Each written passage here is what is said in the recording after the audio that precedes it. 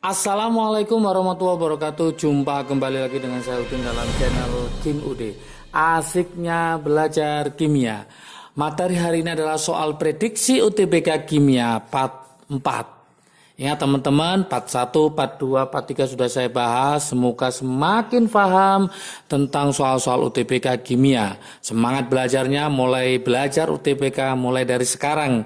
Jangan ditunda-tunda. Ikuti terus channel Kim UD supaya nanti tahu gambaran prediksi soal UTBK untuk tahun 2021. Oke, pejuang UTBK, tonton terus sampai selesai. Jangan lupa nanti ada komentar, silakan ditulis minta pembahasan berikutnya apa ya, supaya nanti saya bisa menyediakan waktu untuk terus membahas soal-soal UTBK.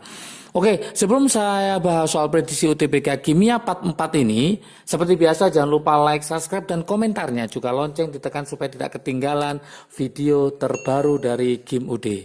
Oke, tanpa berlama-lama kita mulai soal prediksi UTBK ini. Kita mulai dari soal 41 sampai 43. Ada 4 soal yang akan saya bahas dan ini soal yang lumayan mudah seharusnya, tapi banyak yang kurang teliti sehingga banyak terjadi kesalahan. Ya, oke, kita mulai soal nomor 41. Di sini ada sebanyak 8,1 gram, ya, 8,1 gram suatu senyawa elektrolit. Nah, ingat, hati-hati, elektrolit nanti berarti ada faktor Van Hoff-nya.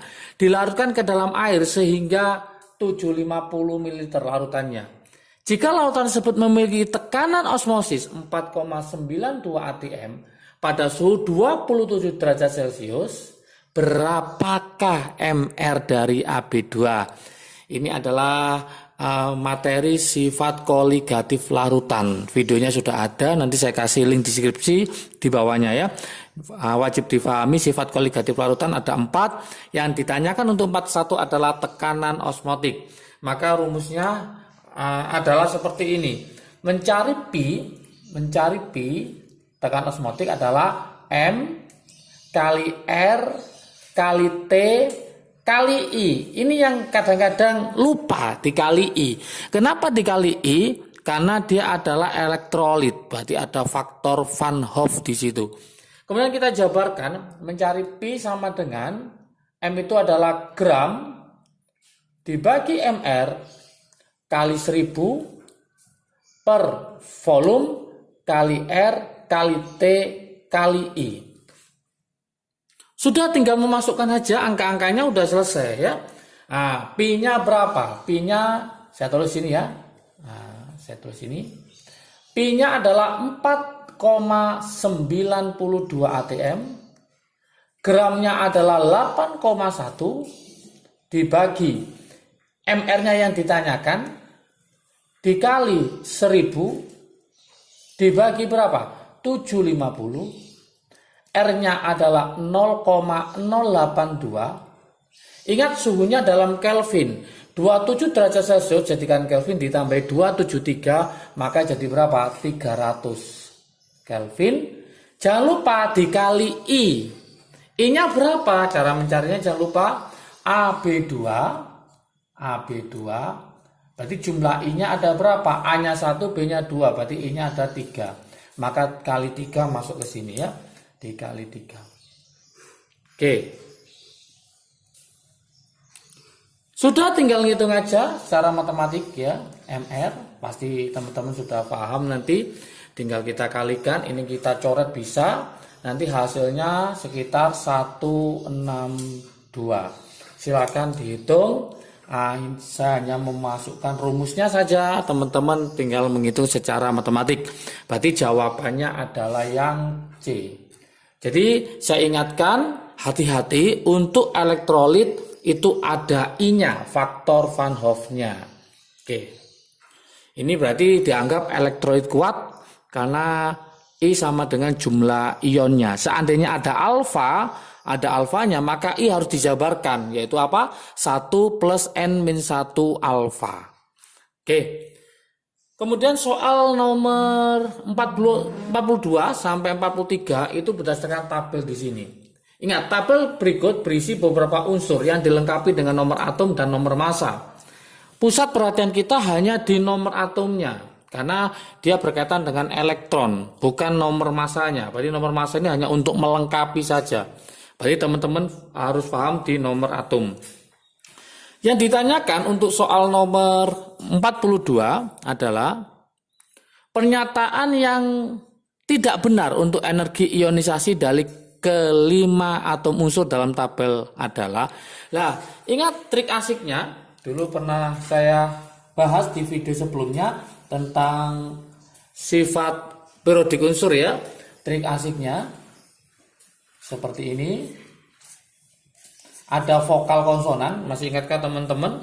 Jadi nanti saya membuat panah ajaib. Nah, seperti ini. Oke. Ini saya tulis huruf vokal di situ. Huruf vokal itu huruf hidup. Contohnya adalah energi ionisasi.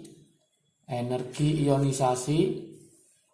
Berarti huruf E adalah huruf hidup. Artinya apa? Semakin ke atas, semakin ke kanan, energi ionisasi semakin besar. Tadi ingat-ingat, semakin ke atas, semakin ke atas, semakin ke kanan, semakin ke atas, semakin ke kanan, maka energi ionisasi semakin besar. Semakin besar ya. Oke. Sekarang ada lagi untuk nomor atom. Ya, ini saya kasih triknya juga. Untuk nomor atom 11 sampai 18 ya. Oke, 18. Jadi ada itu namanya unsur periode ketiga ya. Ada namanya unsur periode ketiga. Nah, anggotanya siapa aja? Saya tuliskan ya. Nanti Minggu, ini sering keluar. Nanti Minggu Ali siap pergi sama calon artis. Nanti Minggu Ali siap pergi sama calon artis. Nomor atomnya adalah 11, 12, 13, 14, 15, 16, 17, 18. Ini soal ini sering dipakai. Kalau kita cek nomor atomnya ada berapa ini? 15, 16, 17, 18. Berarti ada 15, 16, 17, 18.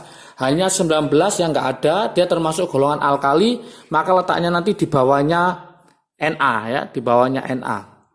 Nanti 19. Oke.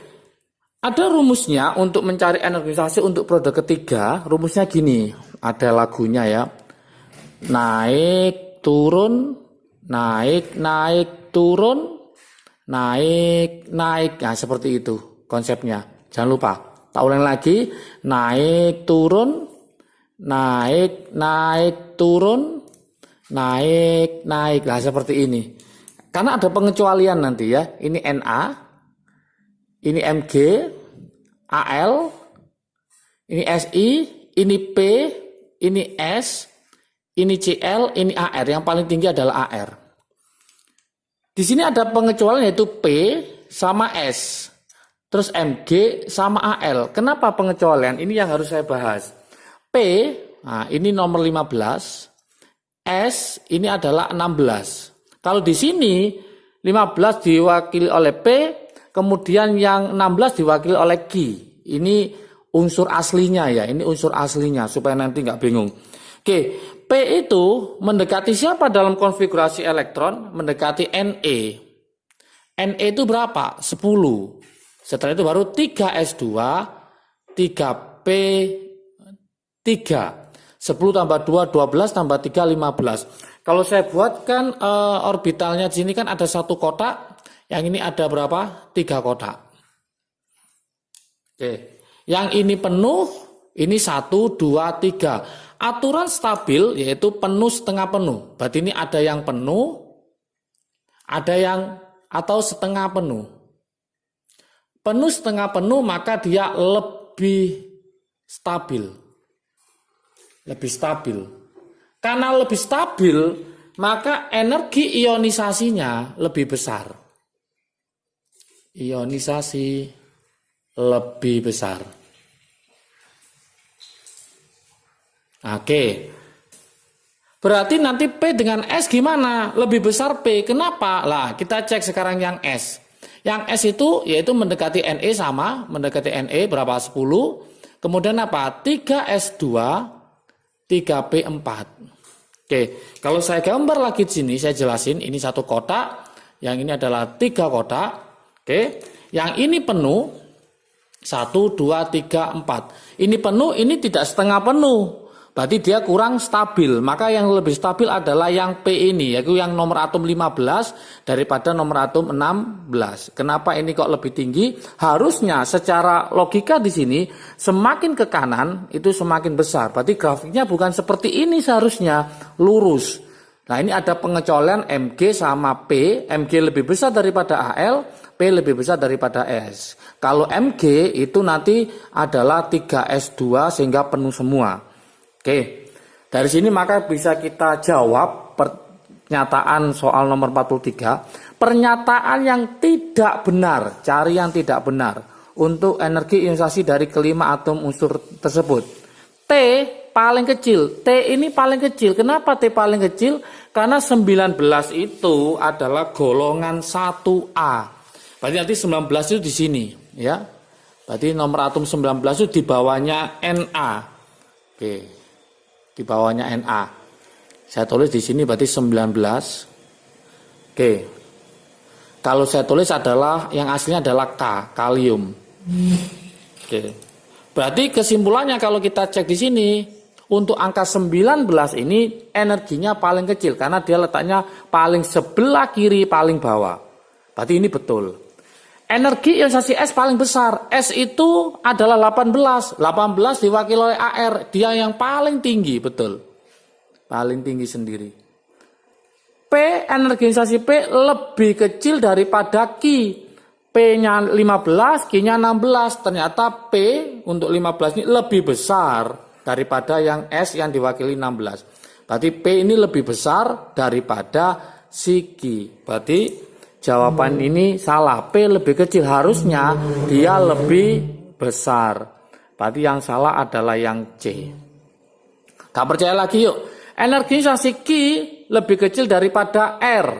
Q diwakili ini, kemudian R-nya diwakili ini. Betul ya, lebih kecil daripada ini. Berarti ini nomor 16, yang ini nomor 17. Oke. Energi ionisasi P lebih besar daripada T. T jelas ya, jelas yang ini K dengan si P maka lebih besar si P ya. Oke, berarti jawabannya adalah C. Jangan lupa naik, turun, naik, naik, turun, naik, naik. Seperti itu. Oke, nomor 43. Nomor 43 sekarang. Untuk mencapai oktet, atom yang tidak cenderung menangkap elektron, yang tidak cenderung menangkap elektron berarti dia melepas ya. Yang tidak cenderung menangkap elektron berarti melepas. Gimana? Nah, ini saya buatkan trik asiknya. Trik asiknya. Oke. Oke. Yaitu pakai apa? Nomor atom dari gas mulia. Nomor atom dari gas mulia. Gas mulia, hafal semua ya. Yaitu apa anggotanya? Yaitu heboh, negara Arab karena serangan ranjau. Angkanya harus hafal juga, yaitu berapa? 2, 10, 18, 36, 54, 86. Sekarang di sini ada angkanya tadi ya, nomor atom ya. Saya tulis lagi di sini nomor atom. Ini adalah pakai trik asiknya pakai gas mulia. Nah, nomor atomnya yang dipakai berapa saja itu? Berarti ada yang P ya, 15, 16, 17, 18, 19. Oke, ini miliknya siapa? P, miliknya P, ini miliknya Q, ini miliknya R, ini S, ini T. Saya buatkan trik asiknya. Ingat, menangkap yang tidak cenderung menangkap elektron berarti dia apa? Melepas. Berarti cari yang melepas. Melepas itu tandanya adalah positif. Kalau negatif berarti dia adalah menangkap. Gimana triknya? 15 mendekati angka berapa? 18. Berarti nanti ini adalah 15 dikurangi 18. Ketemu berapa? Min 3. Berarti min itu bukan melepas tapi menangkap. Berarti salah. 16 mendekati 18. Nah, berarti berapa? 16 kurangi 18 berarti min 2. Lagi-lagi dia adalah menangkap. 17 dikurangi 18 berarti berapa? Min 1. Berarti cenderung dia menangkap. Beda sama 19 ini, 19 dikurangi 18 itu sama dengan plus 1. Maka cenderung ngapain dia? Yaitu melepas. Ini yang masuk ya, melepas. Nah sekarang 18, nah 18 merupakan golongan gas mulia.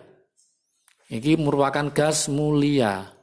Maka dia cenderung tidak melepas dan juga tidak menangkap. Jadi yang diminta ini yang tidak cenderung menangkap, maka gas mulia ikut. Berarti S diambil, kemudian yang tidak cenderung menangkap, nah itu adalah yang T karena dia cenderung melepas.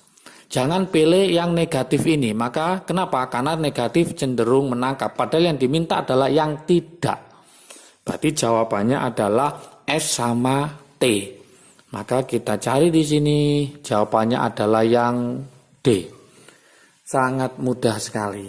Oke, ini sering keluar soal nomor atom ya, hubungan nomor atom dengan energi ionisasi, dengan melepas menangkap jari-jari. Maka teman-teman harus mempelajari tentang sifat periodik unsur dan struktur atomnya. Oke, semoga sukses semua. Jangan lupa belajar terus, semangat belajarnya. Belajar UTBK mulai dari sekarang ya. Jangan lupa jaga kesehatan. Salam sukses dari Kim UD. Asiknya belajar kimia. Assalamualaikum warahmatullahi wabarakatuh.